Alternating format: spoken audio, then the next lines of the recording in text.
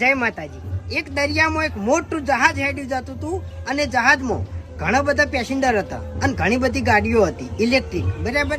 એ જહાજ રનિંગ કરતું કરતું કમ્પ્લીટ દરિયા વચ્ચે પહોંચ્યું અને એક ઇલેક્ટ્રિક ગાડીમાં આગ લાગી. એક ગાડીમાં આગ લાગી ને એટલે બીજી ગાડીમાં આગ લાગી.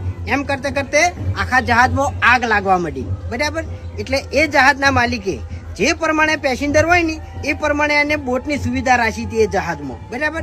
એટલે બધા પેસેન્જરને એને એના બોટમાં બેહાડી દીધા અને બધા પેસેન્જર કમ્પ્લીટ બચી ગયા. એટલે ઓના ઉપરથી એક જ વાત કહેવા માંગુ છું, કદાચ આપણે બહાર જતા હોય અને આપણી ગાડીનું ટાયર ખરાબ હોય તો આપણને આળો આવે કે હાડો નહીં બદલવું, આપણે જઈને આવતા રહે.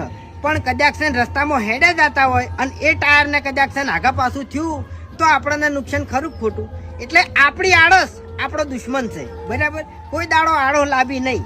જય માતાજી.